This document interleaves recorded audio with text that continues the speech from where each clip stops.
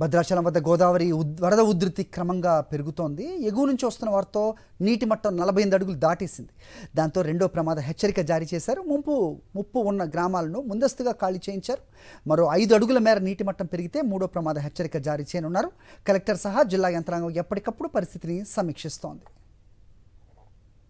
ఉమ్మడి ఖమ్మం జిల్లాలో వర్షాలు, భద్రాచలం వద్ద గోదావరి వరద ప్రవాహంపై మరింత సమాచారం మా కరెస్పాండెంట్ మహేందర్ అందిస్తారు.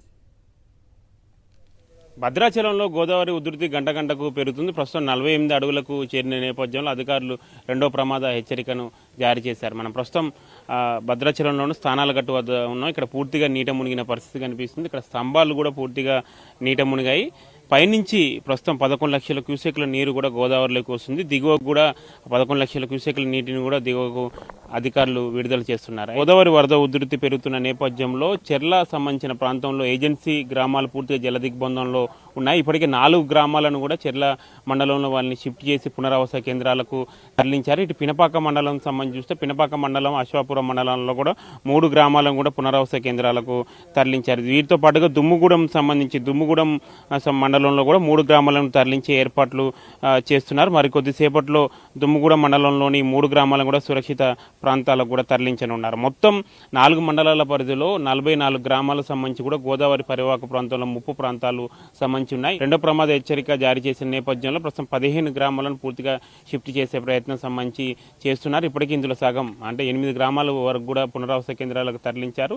అయితే పైనుంచి వస్తున్న వాటర్ మహారాష్ట్ర, ఛత్తీస్గఢ్లో భారీ వర్షాలు కురుస్తున్న నేపథ్యంలో అక్కడి నుంచి పెద్ద ఎత్తున వాటర్ దిగువకు గోదావరిలోకి వస్తుంది. దీంతో అక్కడి నుంచి వాటర్ కూడా సర్ప్లైజ్ వాటర్ని దిగువకు విడుదల చేస్తున్నారు. మేడిగడ్డ బ్యారేజ్ వద్ద కూడా అక్కడ కూడా గేట్స్ ఓపెన్ చేసి దాదాపుగా 9 లక్షల క్యూసెక్ల నీటిని కూడా గోదావరిలోకి విడుదల చేస్తున్న పరిస్థితి కనిపిస్తుంది. ప్రస్తుతం అక్కడ వర్షాలు తగ్గుముఖం పట్టకపోవడంతో కూడా ఆ వాటర్ అనేది పూర్తిగా అక్కడ ప్రాణహిత, ఇంద్రావతి అక్కడ కలిసి గోదావరిలో కలుస్తుంది. దీంతో గోదావరి నుంచి కూడా కాళేశ్వరం మీదుగా భద్రాచలంకి గోదారమ్మ పరుగులు సంబంధించి పెడుతున్న పరిస్థితి కనిపిస్తుంది. అయితే ఇటు రాజమండ్రి వద్ద కూడా టోటల్ గేట్స్ ఓపెన్ చేసి నీటిని దిగువకు గోదావరిలోకి విడుదల చేస్తున్నారు. మొత్తం ఈ సీజన్ సంబంధించి వర్షాకాలం సీజన్ సంబంధించి కూడా పూర్తిగా అప్రమత్తంగా ఉండాలని ఇప్పటికే రాష్ట్ర ప్రభుత్వం సూచించిన నేపథ్యంలో జిల్లా కలెక్టర్, ఎస్పీ ఎప్పటికప్పుడు లోకల్గా ఉండే సహాయక చర్యలు సంబంధించి చేపడుతున్నారు. ఇప్పటికే ఎన్డీఆర్ఎఫ్ సంబంధించి టీమ్స్ కూడా భద్రాచలంకి చేరుకున్నాయి. ఎన్డీఆర్ఎఫ్ టీమ్స్ కూడా అందుబాటులో ఉన్నాయి. ఎక్కడ ముంపు వాటిల్నా, ఎక్కడ అత్యవసర అవసరాలైనా కానీ ఎన్డీఆర్ఎఫ్ టీంను కూడా ఉపయోగించే అవకాశాలు కనిపిస్తున్నాయి. మొత్తం గోదావరి పరివాహక ప్రాంతం అంతా పూర్తిగా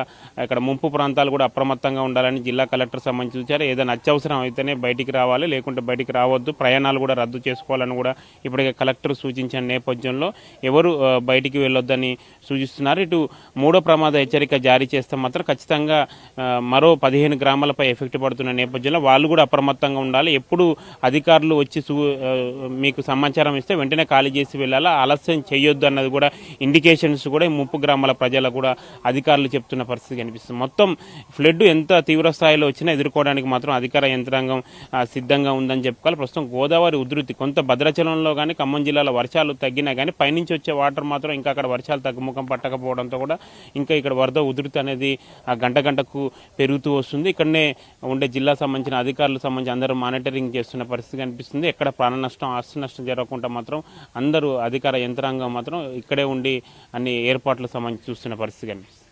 కెమెరా పర్సన్ సతీష్తో మన సాక్షి టీవీ భద్రాచలం.